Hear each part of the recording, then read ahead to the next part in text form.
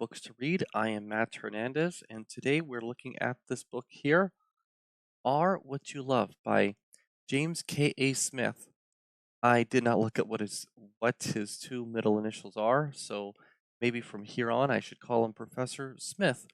He is a professor at Calvin College in Minnesota, and the only thing that I really looked him up in was a speech that he gave by the same title with a question and answer format at the end at the Veritas Forum, which he said was also which he said is also in Minnesota.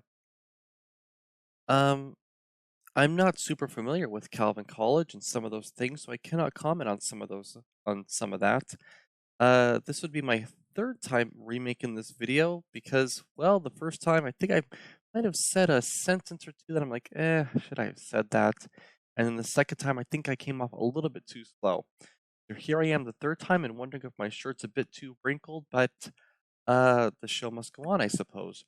This book, Are What You Love, is about the the things we think we love, but what we actually love. What we say we love, but what do we love in actuality? And I think that so many of these concepts are so extremely important because we might have some innate feeling about what we say we love, but then what are we actually focusing our time on? Such as I am a little bit embarrassed to say, but before I came to edit this video, before I decided I should just redo it, was I was just kind of messing with my PS3. Nothing in particular that is so important, but I do have maybe a fixation on messing with my tech, which is very bad to do considering how narrow my time is with having two sons. So, James K. Smith, Professor Smith, calls himself a philosopher foremost, but I wonder how he might critique me if I was to tell him about a few of my video making habits before even getting down to making this. Well, I do have a variety of pages that I'm going to show in this book. Now, when I watched his speech at the Veritas Forum, he stayed strictly within this concept of I guess, a very secular setting, you know, trying to get people to think about what do they actually worship and just making people aware of such a concept. But when we look at this book, now, the more times I've looked at this book to record and re-record this, I could see the transitions the author is making throughout the book from the beginning and as the book progresses. Because at first read, I did not see exactly what he was trying to do with that because he starts with this concept and he really goes into the shopping mall. Of course, he mentions Starbucks once or twice, which I should have included a screenshot of, just for a good measure, because the last book review video was about Starbucks, or in a sense about Starbucks, right? And then, he mentions maybe Xbox once or twice, but just the religious feeling you have at the mall, and we may not be aware of it. And as you can see, these game controllers on my right, would that be your left? I think so. Um, just how I would show this and how it feels when we're about to get some of these things. Well, rather than having me go on what might turn into a tangent, let me show you some of the pages that really stuck out for me and how I can tell you why I really like this book. Here's a photo of the author, Professor Smith, and this is the same cover as you see me holding here. Okay, now as we jump into the book here on pages 8 and 9, as we look at the middle of the first large paragraph on page 8, as we see kind of defining what it is to be a human, it says this is significant for a couple recognizes that human beings are made by and for the Creator who is Christ. In other words, to be true and full human, we need to find ourselves in relationship to one who made us and for whom we were made. Gospel is the way we learn to be human. As Irenaeus once put it, the glory of God is a human being fully alive. Second, the implicit picture of being human is dynamic. Be human is to be something, directed towards something, oriented towards something. I am not prepared to maybe give too much of my own speech on something like this, but I I do believe that this is quite true.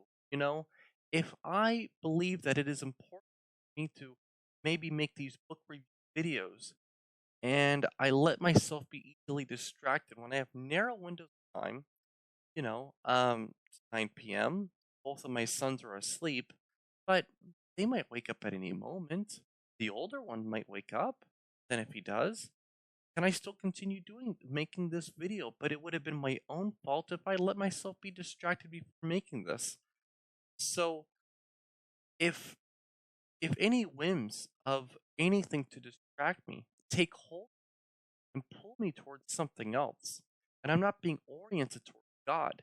And then when I look at the last page, I can get back into this where the author says, a bit quoting Alvin Planiga, Professor Alvin Planiga, is to say that you should be Christian something something, not something something which happens to be Christian.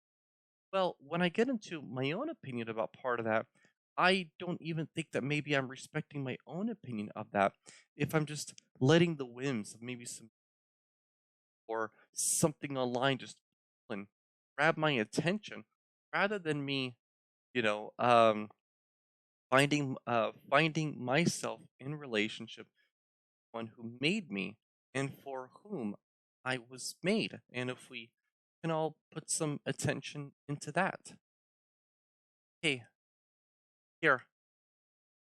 So, on page 28 and 29, really getting into the thesis here. And for some of you, maybe you might prefer Professor Smith's speech at the Veritas Forum a little bit more than the book because it really gets into it here. But at times, I mean, having to read this quite a bit, I could see what he was doing in the middle of page 29. Many of us can identify if I ask you, a Christian, tell me what you really want, what you most deeply long for, ultimately love. Well, of course, you know the right answer. Know what you ought to say, and what you state could be entirely genuine and authentic, a true expression of your intellectual conviction. But would you want to step into the room? Are you confident that that what you think you love aligns with your innermost longings? This, comments Dyer, is one of the lessons of the zone. Sometimes a man doesn't want to do what a man thinks he wants. Okay, so what we profess to love, to care about, may not truly align with everything else of every other action. I mean, sometimes I might wonder with my son when he's calling me to play with him, and it's like, am I just still eating because I'm actually eating, or am I being a bit lazy? And should I, expedite, rush, get up, stand up, and join him play? So I do have to think a little bit about that, about these things in my own life, because what I might feel is that at times, sorry, is that when I'm at work, I'm thinking about coming home. When I'm at home, I'm thinking about going to work. And where are my thoughts actually? Okay, here, 36 and 37. So, on the so on the bottom of page 36 or the last full paragraph, your love or desire aimed at a vision, at the good life that shapes how you see the world while also moving and motivating you, is operative on a largely unconscious level. Your love is a kind of automaticity. Gosh, so embarrassing. Just like even last time when I went to make this. That's why we need to be aware of how it is acquired. You know, I'm I'm not ready to give like a speech on this. I need to focus on this book and reasonably find context in myself in this book and how I can apply what it's saying to myself. But I do truly believe that if we do not know ourselves, do we have so much free will? And if we're moving too much on an unconscious level, then are we orienting ourselves in anything that we believe in, even if, it's a non believer of any kind of faith at all looking at this? Well, still, I mean, whatever you might say is whatever your highest values are, are we really doing that, following that, believing in that? When we work in an unconscious level towards something else, which I think could be so vicious when it comes to so much advertising and that kind of thing, you know? Okay, the middle and only full paragraph on page 37, it starts with, now consider the implications of this for what you love. If you think of love shaping practices as liturgies, this means that you could be worshiping other gods without even knowing it. That is because such cultural liturgies are not just one off events that you unwittingly do. More significantly, they are formative practices that do something unconsciously but effectively, tuning your heart to the songs of Babylon rather than the songs of Zion. Now, he keeps throwing out this word liturgies out there. The more I read this book, I feel more comfortable using this word.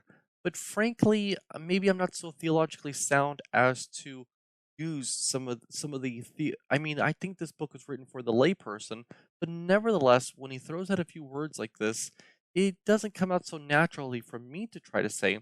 But as best I gather, I do agree with this point that this is true. That, the practices we do daily, they form a story.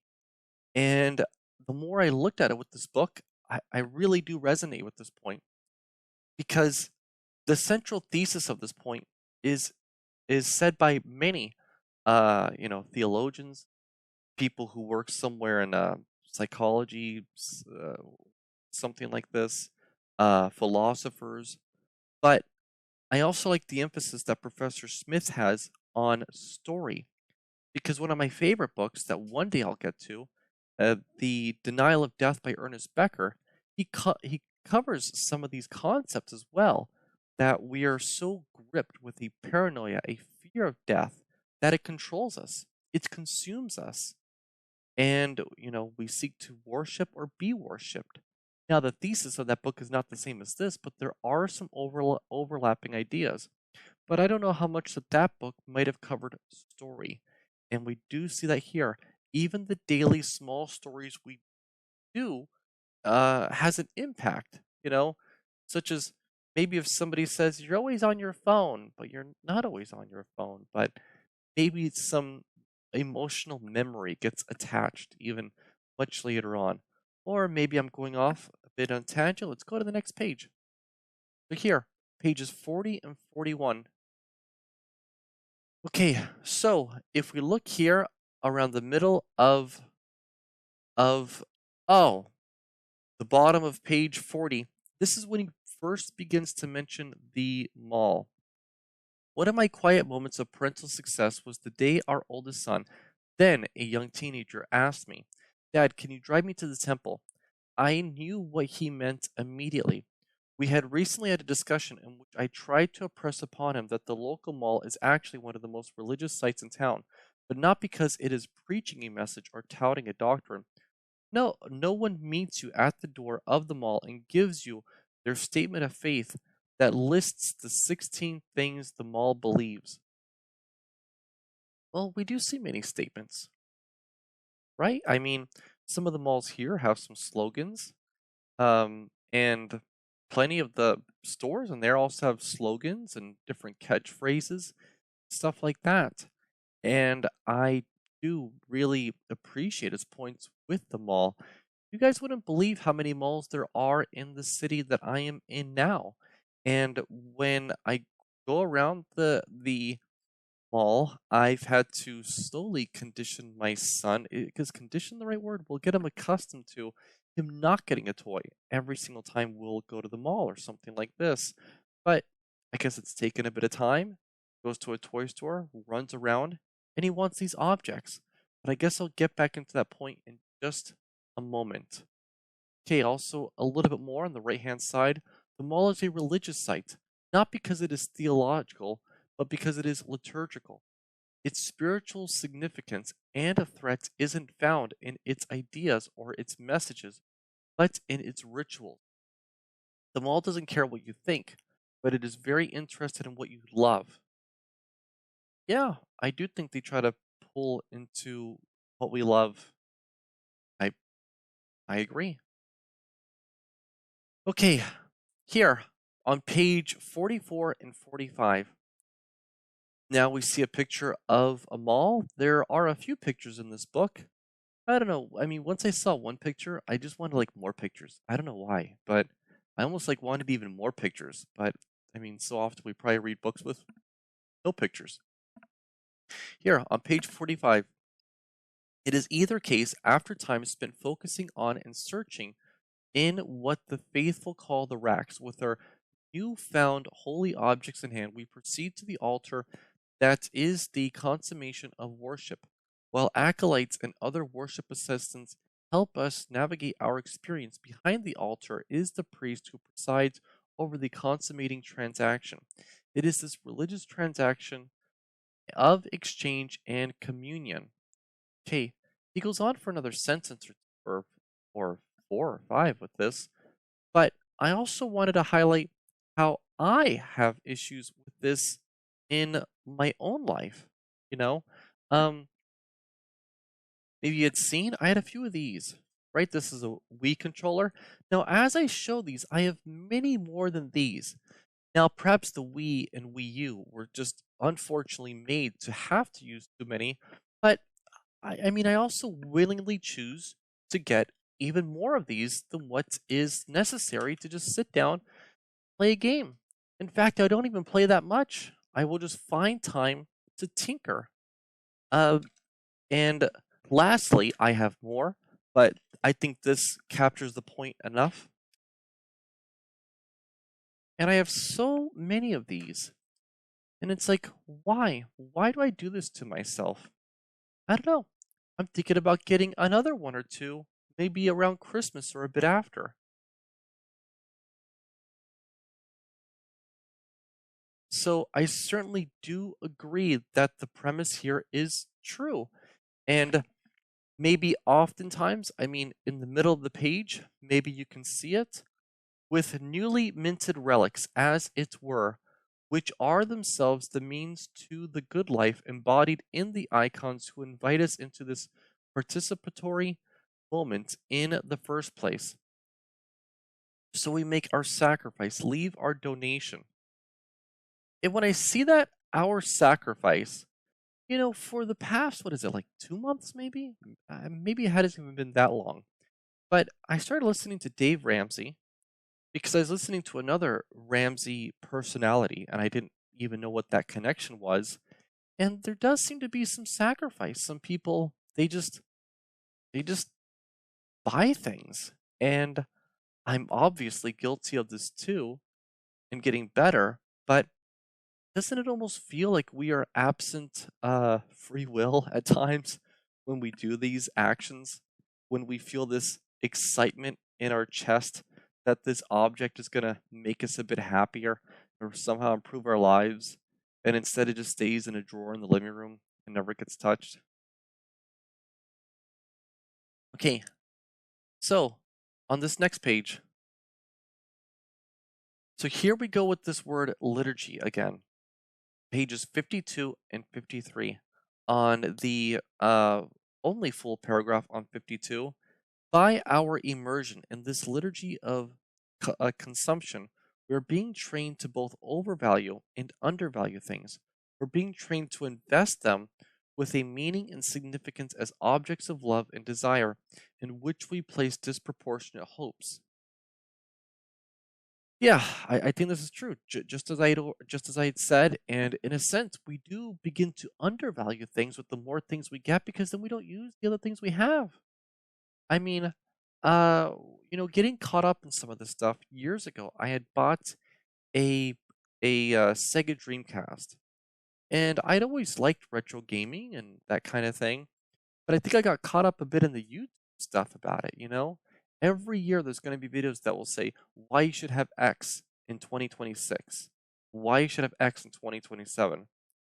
But by getting this, I didn't use the other things that I had, or have. And if you look on the right-hand side, it does mention the mall again. Page 53, around the bottom, the mall's liturgy fosters habit and practices that are unjust. So it does everything it can to prevent us from asking such questions. I suppose that's true, right? Don't think about it, don't ask, just consume product. Okay, here. So, pages 78 to 79.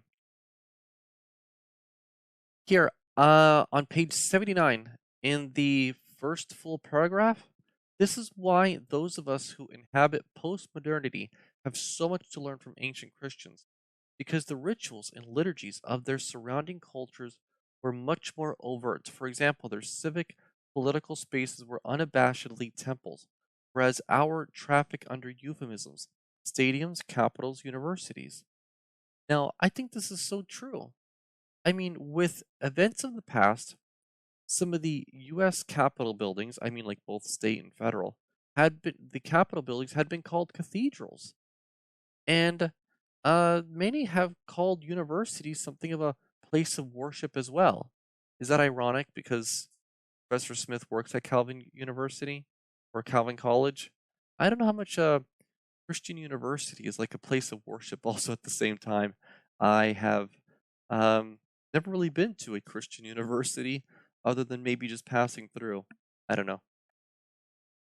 But I do think that these things in the modern world take place of what in the past may have been a temple, and to think otherwise, we may or may not be lying to ourselves, and I'm sure there's some nuance there. I'm sure some people just go to a concert once a year, go to a stadium once a year. It's fun, and you go home. But but I hope I got my idea across, though. Okay, next. Okay, so here on pages 84 and 85, on the around the top of page 85, at the beginning of the first full paragraph, to be conformed to the image of his Son is not only to think God's thoughts after him, but to desire what God desires. That requires a recalibration of our heart's habits and the recapturing of our imagination, which happens when God's word becomes the orienting center of our social imaginary, shaping our perception of things before we even think about them. So, like the secular liturgies of the mall or stadium or the frat house, Christian liturgies can't just target the intellect, but they also target the body. Okay, yeah, I mean, I uh, I fully agree, but I think what made me initially screenshot this page to discuss was also to say how the book takes a turn from where it had started from to now. Whereas it maybe if you watch some of Professor Smith's other speeches, maybe by the same title of this book, uh, the book does this transition, which is probably good because I have grown to not always like when a problem is pointed out, but there's no clear solution. So now he's beginning to tell us the solution. We've acknowledged the problems, the mall. We've acknowledged that there's a subconscious habits in us, and what we're valuing, overvaluing, or undervaluing. So he's trying to reorient us towards what our focus should actually be at this point. Okay, here.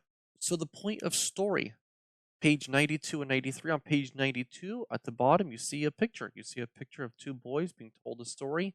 Then here on page 93, it says on the top, in a similar way, Christian worship should tell us a story that makes us want to set sail for the immense sea that is the triune God, birthing in us a longing for a better country, a heavenly one, that is kingdom come, a biblical vision of shalom, of the world where the Lamb is our light.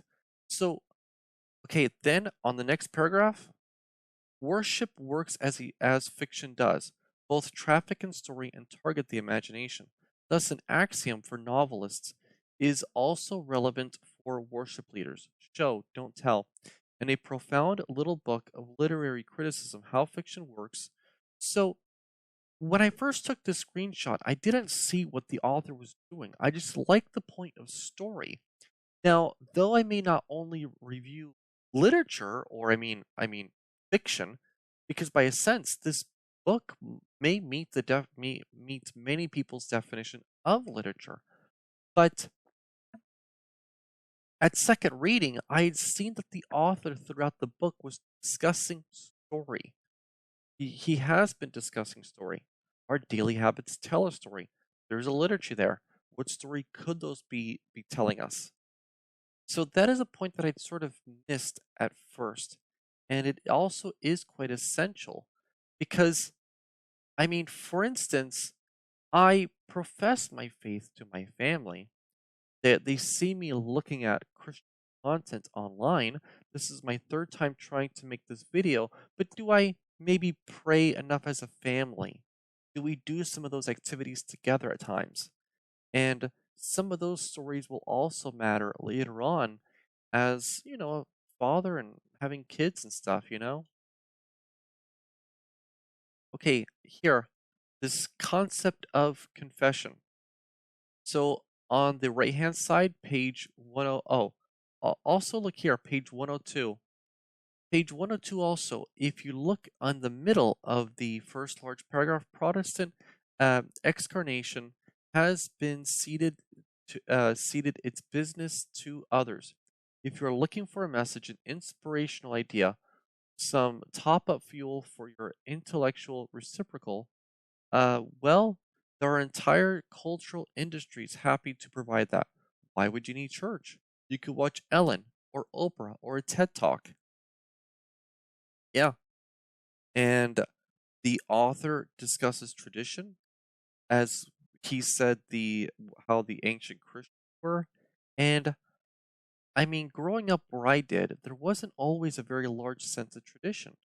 And now I can't say what tradition I might fall into because I've lived overseas for so long. And it's not like this is the most Christian country. It's not like I'm going to post this video on Billy or Yoku or whatever other Red Notes or something like that. Um, yeah, yeah. But now I do consider those things more. Hey, here on 103, the gift of confession. Let me highlight one example, the practice of confession and assurance of pardon. But this chapter in the narrative arc of Christian worship. So, if we jump down to the bottom a bit, to the second to last paragraph or the last full paragraph, but in order for the church to be that sort of place, it was going to have to feel less, well, churchy. It was going to have to be sensitive to seekers. The church would have to remove those aspects in its practice and tradition that were alleged to be obstacles to the unchurched. It had to be accessible and cool. Now, I do think that maybe a lot of large churches, um, that they seek to do this. They seek to be cool and welcoming. And maybe it's a bit of a pejorative. It's not my intent. I'm not naming the church or anything. But when I lived in San Diego, there was one, I guess you could say it was a mega church. Some people had I guess it's a pejorative to say that it was kind of a beginner church. Because maybe it wasn't always the most theologically heavy in a sense. And maybe some people might have been looking for that. Maybe at my age, I don't know what I would be looking for. I'd be looking for something that's a good fit for the family. But it is something that has come to mind. But you see how the topic has kind of transitioned to this by now is also why I screenshotted this point. Okay, so here on page 106 and 107, still he's mentioning confession a bit, the poetics of confession. If we look here on page 107 at the top, the first full paragraph, the same thing is going on in worship today that was going on in ancient worship of the people of God, all the way back to Israel, which has been characterized by a certain poetics. If God meets us as liturgical animals who are creatures of habit, he also meets us as imaginative animals who are moved and affected by the aesthetic. Okay, so he's trying to pull us with this. These liturgies that happen from the beginning to now. So I do think at points Professor Smith is trying to strike a bit of a balance. He's not trying to disparage large churches that are welcoming to maybe many new believers, but he's also trying to point to some of the old liturgies and why they're still relevant today. There are moments that I wish that he might have named what some of those things may have been specifically because I'm curious about it. But then again, maybe he would have gotten some lost in some details, and that might have taken away from the central thesis of the book. Okay, here. So, here on page 116 and 117, on page 116, and I fully agree with this point, the idolization of the family noted by Shemin results in an almost impossible pressure on the family to function as a closed, self-sufficient, autonomous unit. As Shemin laments, it is not the lack of respect for the family, but the idolization of the family that breaks the modern family so easily, making divorce its almost natural shadow. It is the identification of marriage with happiness and the refusal to accept the cross in it. You know, I fully agree. I fully agree. And I don't think I always do a good enough job at putting Christ first in my marriage, you know? I mean, I've been Christian like most of my life and stuff, but I just do a daily simple life. And it's not like my wife and I might do little daily devotionals and stuff like that. At times I feel like I have worshipped my children, and that's certainly not right. And once your child turns 3 years old, as mine currently is, they kind of remind you that that they can scream for attention in ways that might not make you bow down to them and worship the ground that they stand on. But but there are those moments, where you look at them with such an adoration, as if they are the faith you have in this world, stuff like that. And yeah, I do think this idolization of the family thing is very real. It's very real. Okay, here. So here, page 136. So, this is like the only page that I actually screenshotted correctly. At the bottom of the page, it says, "The table at home is an echo of the Lord's table. The communion of the saints is given microcosmic expression in the simple discipline of daily dinner together." So, I think at my house, we need to do better at that sometimes. How we eat together, when we eat together, and that type of thing. You know, um, the way this apartment is partitioned, the middle section can be quite hot, and maybe eating in front of the television, maybe we need to eat at the table even more. I mean, I'm recording this on September 28th, but I we should be eating at the table and spending that time together, creating that picture in our kids' minds. And sometimes it might be a bit difficult because I might get home a little bit too late from work and the family's already hungry. And I tell them, just eat without me, eat before I get home. But we do need to put these things into consideration. Okay, here.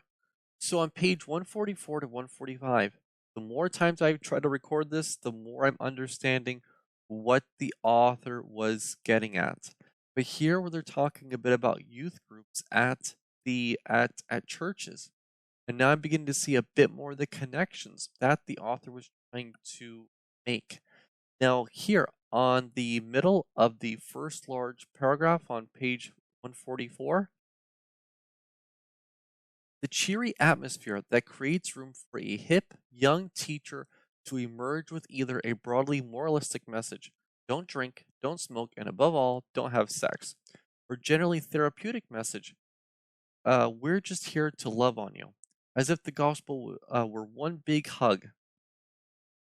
Okay, so then here on page 145, second, we have turned youth ministry into an almost entirely expressive affair, surmising that what will keep young people in the church is a series of opportunities for them to sincerely exhibit their faith. I mean, I cannot relate exactly to what he is going on about here, but I can relate quite a bit. I mean, if you look at the book, he throws around an Xbox once or twice in some of these examples. But when I was younger, I didn't always see the point of the youth group. I liked that I had some mentors there who I believe sincerely cared about me, and I wonder how they're doing sometimes. But for the teaching part and the uh, hanging out with other people part, it never seemed all that interesting to me for a variety of reasons. I I would have preferred just to, just have a mentor and have somebody to speak to, whatever I would have needed to have chatted about at that age, at being 13ish. Okay, here. So pages 178 to 179. Now here on page 178, there's the subheading, tradition for innovation. Then the paragraph starts, on the other hand, evangelicalism continues to be a hotbed of almost unfettered religious innovation, ever confident in its ability to compete in the shifting marketplace of contemporary spirituality. The entrepreneurial independence of evangelical spirituality, which is as old as the American colonies, leaves room for all kinds of congregational startups that need little, if any, institutional support, catering to more and more specialized niches. Okay, so um, at the beginning, I thought the author kind of supported this, but the more I look at this, he's stating what is, and there's a lot of good in this, but I also don't feel that he's the greatest fan of this either. Regardless if this goes on or not, he wants people to be aware of this, but we do seem like we have shifted from the original thesis of the book.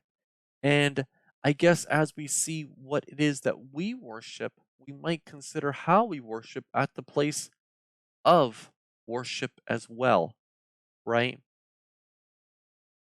So here on page 179, as it says on the second paragraph, but if our cultural work is to be restorative, it is going to put the world to rights. Then we need imaginations that have absorbed a vision for how things ought to be. Our innovation and invention and creativity will need to be bathed in eschatological vision. I apologize. Uh, eschatological vision of what the world is made for and what it's called to be. So, you know, so still with as he says, restorative nature, we're not just trying to advance to just forward, but if we take a bit of time, we see, what has become versus what we had, and you know, I could try to reconcile this idea, and I see it, and I see the idea he's trying to make, but initially, it did seem like a departure from the initial thesis of the book. Okay, here's the last screenshot, and so pages 186 and 187, perhaps the only two pages that screenshotted as I had hoped. So, in the middle of this paragraph, it says on 186, we ought not to settle for being Christians who happen to be artists or lawyers or simply also Christians. We should see our vocations as ways to pursue God Himself. And as Plantinga puts it, to do so with integrity, independence, and Christian boldness.